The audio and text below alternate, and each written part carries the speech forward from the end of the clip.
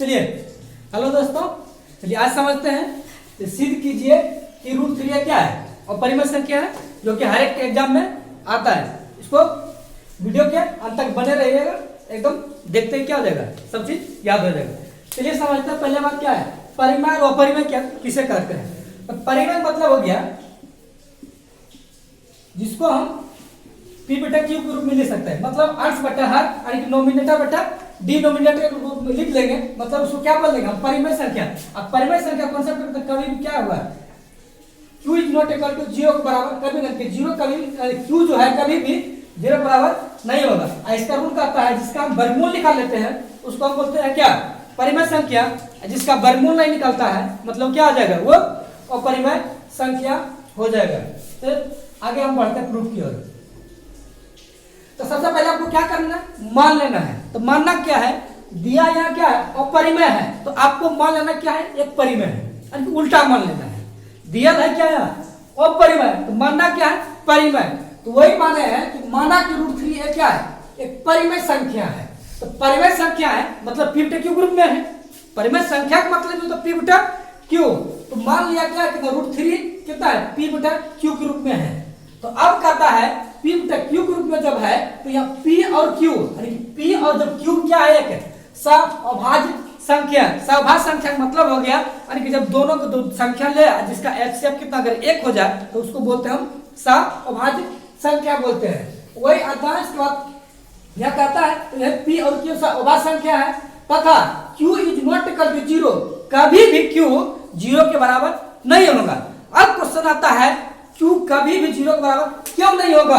हम जानते हैं कोई भी संख्या अगर 0 से भाग देते हैं, कोई अगर नंबर है तो 0 से भाग देते हैं तो वो क्या हो जाता है, अनडिफाइंड हो जाता है, यानी कि अपरिभाषित हो जाएगा। इसीलिए यहाँ अगर हम 0 अगर यहाँ अगर हो जाएगा मान लिया जाए तो क्या हो जाएगा, ये अपरिभाषित हो जाएगा। इसीलिए हम लिखे हैं Q is not equal to 0, यानी कि 0 कभी भी ये नहीं है। तो अब कहता है कि दोनों पक्षों को वर्ग करने पर यहाँ कितना, सबसे पहले रूट के अंदर है तो रूट के अंदर करना क्या है, इसको किसी तरह क्या करना है, रूट को हटा देना है। तो रूट हटाने के एक ही ऑप्शन है, क्या कर देंगे, वर्ग कर देंगे। तो वर्ग कर देंगे तो क्या हो जाएगा, रूट हट जाएगा। वही लिखे हैं दोनों पक्षों को वर्ग करने पर, तो वर्ग करेंगे तो कितना हो जाएगा, रूट 3 का स्क्वायर बराबर पी बटा क्यू क्या हो गया, होल स्क्वायर हो गया।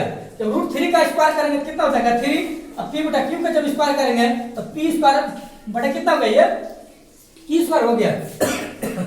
अब कहता है कि 3 कैसे आया, हम जानते हैं रूट 3 गुना रूट 3 बराबर कितना आ जाता है, ये 3 होता है। तो इसलिए यहाँ लिखे है रूट 3 का स्क्वायर कितना होगा, ये 3 हो गया। तो अब इस क्यू को इस साइड हम गुना कर देते हैं। जब गुना करेंगे 3 गुना क्यू तो 3 क्यू स्क्वायर हो गया, इधर कितना हो गया, ये पी स्क्वायर हो गया। अब इस 3 को क्या करते हैं, यहाँ पर पी स्क्वायर इसके नीचे लेकर आ जाता है। तो यहाँ क्यू स्क्वायर बराबर हो गया पी स्क्वायर बटा 3। इसको क्या करना है, मान लेना है 1। अब क्या करते हैं, यहाँ पी स्क्वायर को 3 से विभाजित करता है।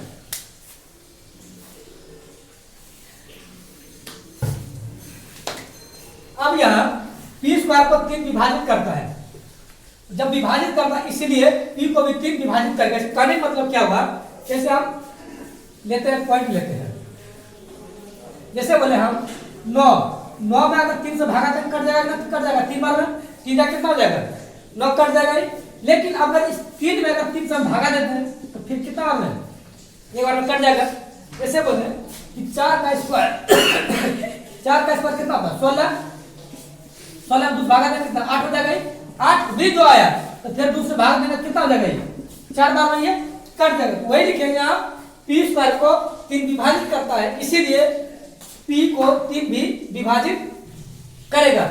इतना करने के बाद आपको क्या कर लेना है, सुनो, इतना करने के बाद क्या करना है, इस पी बराबर मान लेना है। फिर से फिर क्या बस करना है, या पी बराबर क्या करना, मान लेना है। तो पुनः पी बराबर कितना मान है, पी बराबर 3m, जहां अब क्या है, पूर्णांक है।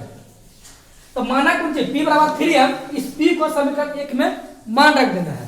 तो वही लिखे समीकरण फर्स्ट में पी का मान रखने पर, तो पी का जहां पर पी है वहां पर कितना, इस वैल्यू को रख दिए तो कितना क्यू स्क्वायर बराबर कितना 3m बटे 3m का होल स्क्वायर बटा कितना हो गया यहाँ पे 3 हो गया। अब देखिए हम क्यू स्क्वायर का हो गया। अब देखो 3 का स्क्वायर तो 3 क्या कितना होगा 9 और m का स्क्वायर करेंगे कितना हो जाएगा m स्क्वायर। अब बटा यहाँ पर कितना है 3 तो यहाँ कितना हो गया 3। तो अब ये हो गया 3 बार में कट गया तो 3 तिया 9 हो गया, इसलिए क्यू स्क्वायर बराबर कितना 3 गुना m स्क्वायर मतलब 3m स्क्वायर हो गया। अब इसको क्यू स्क्वायर बराबर 3 जब m स्क्वायर हो गया इसको हम पहले लिख दें यहाँ 3m स्क्वायर बराबर कितना हो गया ये क्यू स्क्वायर हो गया। तो अब यहाँ क्यू m का कोफिशिएंट कितना है 3 है। हम जानते हैं अल्फाबेट में जो भी कोफिशिएंट होता है वो कितना बटा के रूप में आ जाता है। तो m स्क्वायर बराबर हो गया क्यू स्क्वायर बटा 3।